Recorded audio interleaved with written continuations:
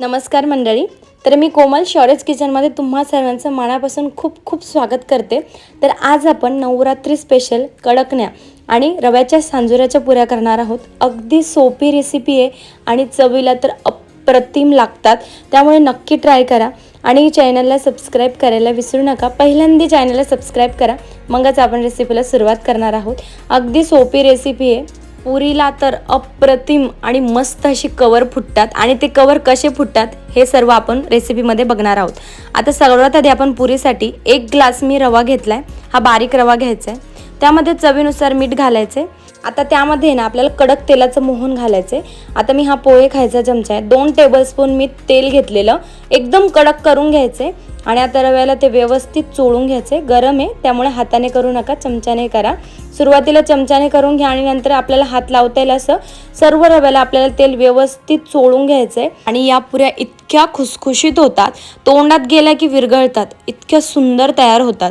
आणि आपण पुढं कडकण्याही करणार आहोत. अजिबात तेलकट नाही होणार किंवा एकदम कडक तयार होतात, अशा पद्धतीने आपण कडकण्या करणार आहोत. त्यामुळे व्हिडिओ अजिबात स्किप करू नका.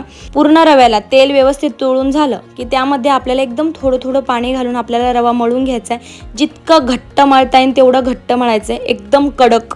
आता मी रवा पीठ मळतीये, तर एकदम थोडं थोडं पाणी टाकून मी पीठ मळले. आता तुम्ही बघू शकता मला 1 ग्लासाला अगदी 5 ते 6 चमचे मला पाणी लागलं असेल. आणि हा रवा भिजवायच्या वेळेस आपल्याला ज्या दिवशी पुऱ्या करायच्या त्या दिवशी सकाळीच भिजवायचा, म्हणजे कमीत कमी रवा 2 किंवा 3 तास भिजलाच गेला पाहिजे. त्यामुळे सकाळी उठलं की पहिला रवा भिजवायचा आणि आपली कामं होऊपर्यंत रवा भिजतो.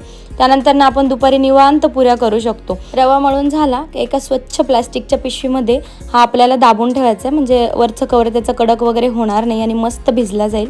आता आपण पुरीचा सांजुरा तयार करून घेऊया. त्यासाठी मी 1 वाटी रवा घेतलाय. बारीक फुल रवा घ्यायचा आहे आपल्याला आणि फक्त थोडा भाजून घ्यायचा. आपल्याला खूप जास्त भाजू नका किंवा लाल करू नका, नॉर्मली आपल्याला भाजून घ्यायचा आहे. त्यानंतर ना रवा भिजवण्यासाठी आपण 1 वाटी रवा घेतला होता, तर 1 वाटीच आपल्याला चिरून गूळ घ्यायचा आहे आणि त्यामध्ये फक्त आपल्याला अर्धी किंवा चतकुर वाटीच पाणी घालायचं आहे, जास्त पाणी घालायचं नाही आहे. आणि पूर्ण गूळ विरघळून द्यायचा आहे. पूर्ण गूळ विरघळला की त्यामध्येच आपल्याला जो आपण भाजून घेतलेला रवा होता तो टाकून घ्यायचा आहे. व्यवस्थित मिक्स करून घ्यायचा आहे. अगदी गरम रवा असला तरी चालेल, गरम गरम रवा त्यामध्ये टाकायचा आहे आपल्याला.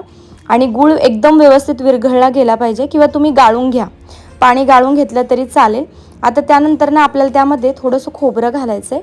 अगदी 4 किंवा 5 स्पून आपण खोबरं घालणार आहे. खोबरं चांगलं भाजून घ्यायचं आहे, खूप जास्त पण लाल करू नका. आणि त्यानंतर ना थोडीशी 1 टेबलस्पून आपल्याला खसखस घ्यायची. खसखस पण थोडीशी तडतडली उडली की पटकन काढून घ्यायची आणि व्यवस्थित त्याचा असं गार झालं की चुरा करून घ्यायचा. लगेच चुरा होतो आणि ते आपल्याला सारणामध्ये मिक्स करायचं आहे. व्यवस्थित सर्व सारणामध्ये मिक्स करून घ्यायचं आहे. आता आपण सारण बनवण्यासाठी रवा भाजून घेतला, खोबरं भाजून घेतलं, खसखस भाजून घेतली, पण हे सर्व भाजल्यामुळं पुरी भरपूर दिवस टिकते आणि व्यवस्थित खुसखुशीत राहते. आता त्यानंतर ना आपल्याला त्यामध्ये थोडं जायफळ किसून घालायचे आणि थोडीशी चवीनुसार वेलची पूड घालायची. आता ही वेलची पूड मी साखर टाकून घरी बनवलेली होती, तुम्ही तुमच्या चवीनुसार व्यवस्थित घालायची, खूप जास्त घालू नका. आता सर्व मिश्रण व्यवस्थित करून घ्यायचे. एकत्र झालं की 2-2.5 तास रवा भिजेपर्यंत सारण पण भिजतं. आता आपण कडकणीसाठी मैदा मळून घेऊया. मैद्यामध्ये आपल्याला काही घालायचं नाही किंवा तेलाचं मोहन किंवा काही, फक्त साधं आपल्याला मीठ घालायचे. आता मी 4 वाटा मैदा घेतलाय, तुम्ही तुमच्या प्रमाणानुसार घेऊ शकता.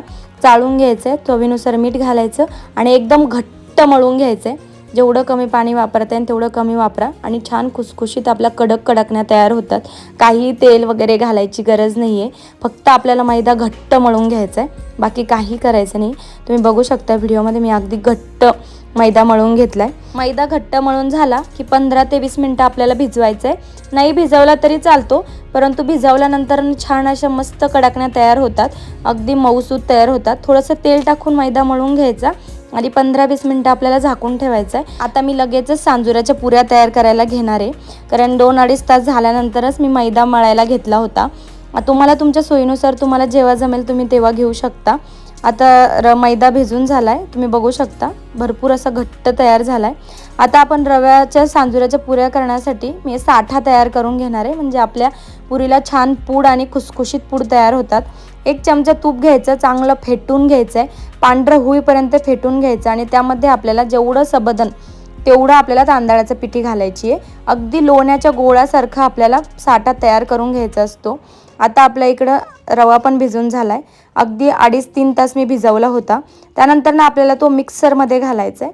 मिक्सरमध्ये घालून असं फोडून घ्यायचं आणि मऊसूद त्याचं पीठ तयार करून घ्यायचं आहे. पीठ म्हणण्यासारखं गोळा तयार करून घ्यायचा. अगदी गोळा तयार होतो, नाहीच झाला तर फक्त 1 किंवा 2 स्पून आपल्याला दूध घालायचं, जास्त घालायचं नाही. जितका घट्ट गोळा तयार होईल तितके आपल्या पुरीला खुसखुशीत असे लेयर्स येतात. आणि अशा प्रकारे मी बघा, तुम्ही बघू शकता व्हिडिओमध्ये एकदम घट्ट असा गोळा तयार करून घेतला आहे. मला फक्त 1 टेबलस्पून मला दूध लागलेलं, त्याच्यावर दूध घालू नका.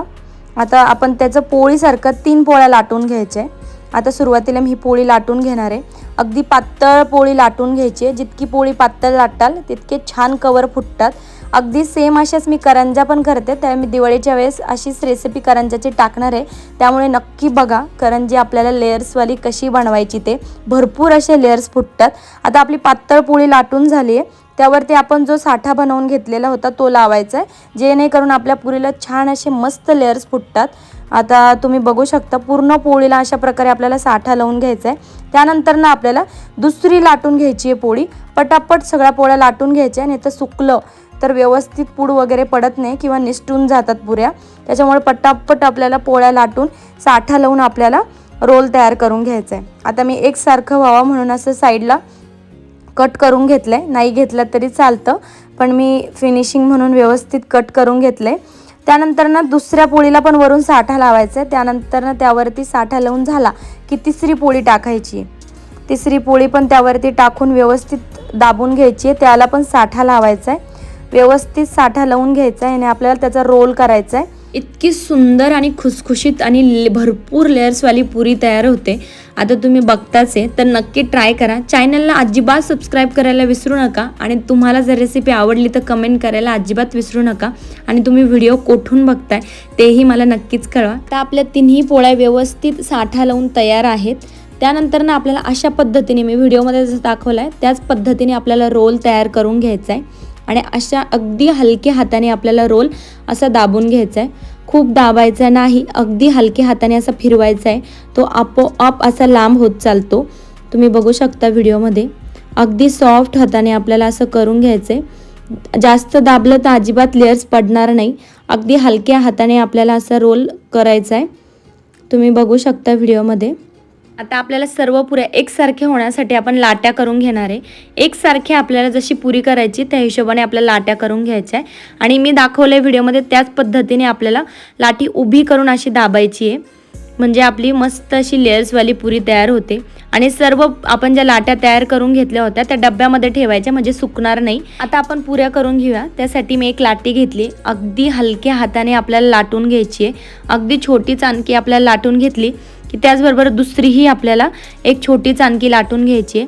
अगदी हलक्या हाताने लाटायची आहे, अजिबात जोर द्यायचा नाही आहे. दोन्ही लाट्या एकसारख्या लाटून झाला की त्यामध्ये आपल्याला सांजोरा भरायचा आहे. आता थोडंसं दूध घ्यायचं आहे आणि त्यांच्या कडांना लावून घ्यायचं, म्हणजे आपल्याला दाबायला व्यवस्थित त्या चिटकतील, नाही तर अदरवाईज त्या चिटकत नाही किंवा तेलामध्ये सुटतात.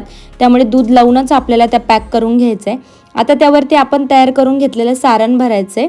सारण व्यवस्थित भरून घ्यायचे. अजिबात इकडं तिकडं रवा पांगून द्यायचा नाही आहे, किंवा रवा जर असं साईडला पांगला तर पुरी व्यवस्थित चिटकत नाही आणि ती तेलामध्ये सुटून जाते.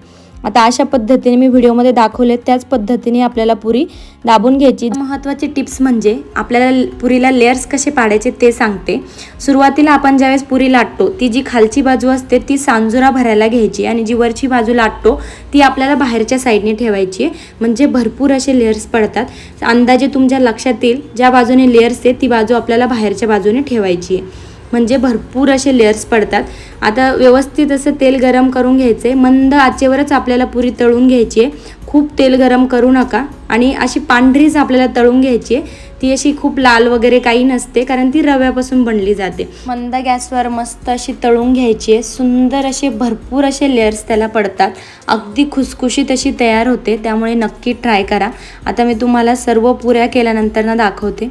आता तुम्ही बघू शकता मी अगदी 7 ते 8च पुऱ्या केल्या, पण इतक्या सुंदर तयार झाल्यात त्या. आता आपल्या पुऱ्या पण तयार झाल्या. आता आपण पटकन कडकण्या तयार करून घेऊया. आपला मैदा पण 15 मिनटं चांगला भिजलाय. आता त्याच्या व्यवस्थित अशा सर्व मैद्याच्या लाट्या तयार करून घ्यायच्या, म्हणजे एकसारख्या आपल्या कडकण्या तयार होतात. जितकी पातळ लाटता येईल तेवढी कडकणी आपल्याला पातळ एकसारखी लाटून घ्यायची आणि सुरीनी असं त्याला फक्त आपल्याला थोडे थोडे छेद पाडायचे, म्हणजे पुरी ती फुगणार नाही. अशा पद्धतीने मी सगळ्या कडकण्या लाटून घेतल्या. सुरुवातीला पेपरवर टाकायच्या, म्हणजे एकमेकांना त्या चिटकणार नाही. 15 ते 20 मी कडकण्या सुरुवातीला तयार करून घेतल्या. अशा पद्धतीनेच मी व्हिडिओमध्ये दाखवले त्याचप्रमाणे आपल्याला अगदी कडकण्या पातळ लाटून घ्यायचं आहे, म्हणजे अगदी खुसखुशीत आणि कडक तयार होतात आणि अजिबात तेलकट होत नाही. हेच प्रमाण वापरा, काही वगैरे त्यात घालू नका. आणि असं सुरीने आपल्याला छेद पाडून घ्यायचे, म्हणजे ते पुरी वगैरे त्याची तयार होणार नाही, जेणेकरून आपली कडकणी तयार होते. अगदी सोपी रेसिपी आहे आणि आपल्याला तेलामध्ये व्यवस्थित तळून घ्यायची आहे. खूप लाल करू नका, नॉर्मली आपल्याला पांढऱ्याच ठेवायच्या आहे. अगदी गुलाबी रंगासारखे आपल्याला तळून घ्यायचे आहे. अगदी सोपी रेसिपी आहे, त्यामुळे नक्की ट्राय करा. अशा पद्धतीनेच आपल्याला कडकण्या आणि पुऱ्या तयार करून घ्यायच्या आहेत. त्यानंतर ना आपल्याला मैद्याच्या पिठापासूनच आपल्याला देवीचे अलंकारही तयार करायचे आहेत. पण ते कसे बनवायचे ते मी आता फोटो त्याचा वगैरे दाखवणार आहे. त्याचा व्हिडिओ वगैरे काही मी घेतला नाही. अगदी सोपं आहे. वेणी तर आपण जशी डेली रेग्युलरली घालतो तशीच घालायची आहे. वेणी घालायची आहे, त्यानंतर आरसा तयार करायचा आहे, जोडवे करायचे आहे, बांगड्या करायच्या आहेत आणि त्यानंतर मंगळसूत्र करायचं आहे, विड्याची पानं 2 करायची आहेत. अशा पद्धतीने आपल्याला देवीचा अलंकारही तयार करायचा आहे. अशा प्रकारे आपल्या सुंदर अशा भरपूर कडकण्या तयार झाल्या आहे. तुम्हाला मी व्हिडिओमध्ये दाखवलं आहे. अगदी कडकण्या तयार होतात, अजिबात तेलकट तयार झाल्या नाही आहेत. आणि पुऱ्या तर तुम्ही बघू शकता इतक्या सुंदर तयार झाल्यात आणि लेयर्स तर भरपूर पडल्या. ह्या पुऱ्या तुम्ही दिवाळीलाही नक्की तयार करू शकता आणि भरपूर दिवस टिकतात. आणि महत्त्वाचं म्हणजे तोंडात गेल्यावर विरघळतील अशा ह्या पुऱ्या तयार होतात आणि चवीला तर अप्रतिम लागतात. आता त्याचबरोबर मी मैद्याच्या पिठापासून असा देवीचा अलंकार केला आहे. त्यामध्ये देवीची वेणी, फणी, विड्याची पानं, त्यानंतर 2 हळदी कुंकवाचे करंडे, आरसा, असं भरपूर असं छान असा अलंकार तयार केला आहे. तुम्हाला जर माझा व्हिडिओ आवडला असेल आणि रेसिपी आवडली असेल तर नक्की लाईक करा, शेअर करा, सबस्क्राईब करायला विसरू नका. बेल आयकॉन दाबा, म्हणजे तुम्हाला माझ्या रेसिपीज बघायला मिळतील.